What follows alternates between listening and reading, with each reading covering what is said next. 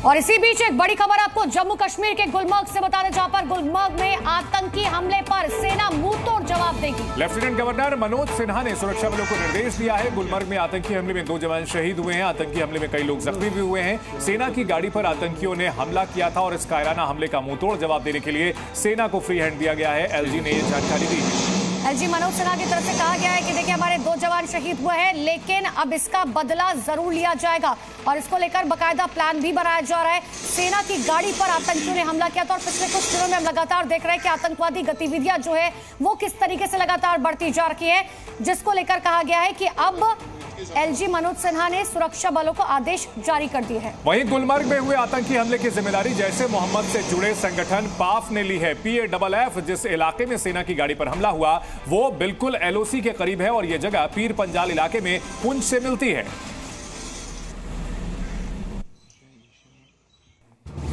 अंधेरी काली रात, गुप्त अंधेरा और भारतीय सेना के जवानों की तैनाती है। सेना के जवान अलर्ट मोड में हैं। ये वीडियो जम्मू कश्मीर के गुलमर्ग का है। एक बार फिर आतंकियों ने गुलमर्ग में कायराना हमला बोला और फायरिंग की गूंज से पूरा का पूरा गुलमर्ग थर्रा गया। गुलमर्ग में सेना और सेना की गाड़ियों की आवाजाही अचानक से बढ़ गई है। आतंकियों ने सेना की गाड़ी पर हमला बोल दिया। ये हमला तब हुआ जब गुलमर्ग के बोटा पथरी इलाके में नागिन पोस्ट से सेना की गाड़ी गुजर रही थी। तभी घात लगाकर बैठे आतंकियों ने सेना की गाड़ी पर ताबड़तोड़ फायरिंग शुरू कर दी। आतंकी हमले में सेना के 2 जवान शहीद हो गए और स्थानीय सेना के 2 पोर्टर्स की भी मौत हो गई, जबकि सेना के 3 जवान जख्मी भी हुए हैं। पुलिस की क्विक रेस्पॉन्स टीमें घटनास्थल पर हैं। कुछ दिन पहले कश्मीर में बाहरी मजदूरों को आतंकियों ने गोलियों से भून डाला था, तो फिर वहीं पुलवामा के त्राल में आतंकवादियों ने यूपी के एक मजदूर को गोली मारकर जख्मी कर दिया।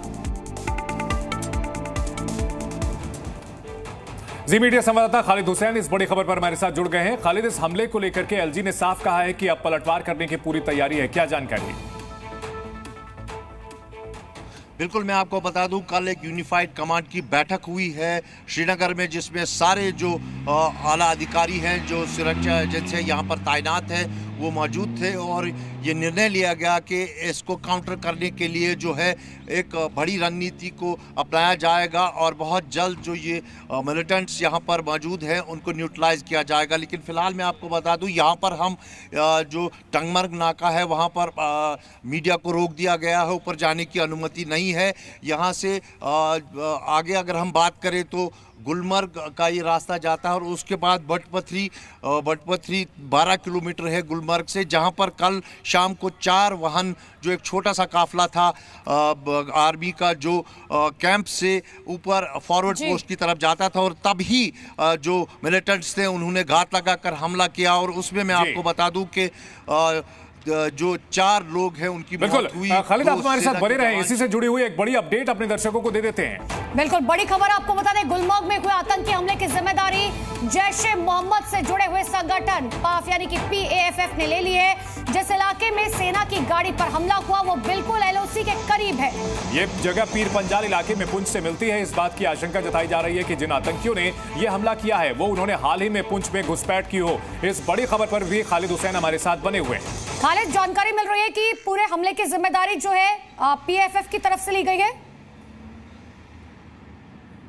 बिल्कुल, एक टेलीग्राम चैनल के द्वारा ये उनका एक प्रेस नोट जो है मिला है सोशल मीडिया पर, जिसमें PAFF people anti faces front जो जैश ए मोहम्मद का ऑफशूट है उन्होंने इस हमले की जो है जिम्मेदारी ली है और उन्होंने जो है यहाँ पर ये हमला अंजाम दिया है।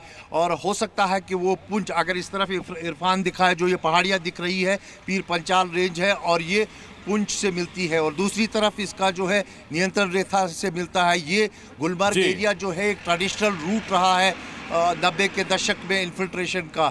लेकिन बिल्कुल, और खालिद माना यही जा रहा था कि सर्दियों से पहले जो घुसपैठ की कोशिश होती है ये आतंकी घुसपैठ करके आए हुए होंगे और उन्होंने ही इस हमले को अंजाम दिया है। उम्मीद यही है कि जल्द ही हमारे जो जवान हैं इन आतंकियों को उनके अंजाम तक पहुंचाएंगे। बहुत शुक्रिया पूरी जानकारी के लिए। रविवार को गांदरबल में आतंकियों ने मजदूरों पर गोलियां बरसाई। तो अब सेना के जवानों पर 10 साल बाद जम्मू कश्मीर में नई सरकार के गठन के साथ ही आतंकियों के हमले बढ़ गए हैं। रिपोर्ट आपको दिखाते हैं। क्या जम्मू कश्मीर में नई सरकार के गठन के साथ ही आतंकियों में भारतीय सेना का खौफ खत्म हो गया? आखिर क्यों सूबे में उमर अब्दुल्ला की सरकार बनते ही आतंकियों ने ताबड़तोड़ हमले शुरू कर दिए हैं? गुलमर्ग में सेना की गाड़ी पर हुए हमले के बाद उमर अब्दुल्ला ने एक्स पर पोस्ट लिखा।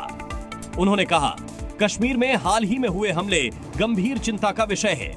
मैं इस हमले की कड़ी निंदा करता हूँ। मारे गए लोगों के प्रियजनों के प्रति संवेदना व्यक्त करता हूँ। प्रार्थना करता हूँ कि घायल पूरी तरह से और जल्दी ठीक हो जाएं। वहीं कश्मीर में सरकार बनने के बाद हो रहे आतंकी हमलों की राजनेताओं ने कड़ी निंदा की है। उन्होंने सरकार से इस तरह की घटनाओं को रोकने और प्रवासी श्रमिकों की सुरक्षा सुनिश्चित करने के लिए निर्णायक कदम उठाने का आग्रह किया।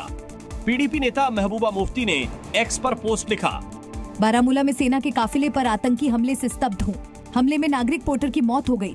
इसकी निंदा करती हूँ। घायल सैनिकों के शीघ्र स्वस्थ होने के लिए प्रार्थना कर रही हूँ। Zee News.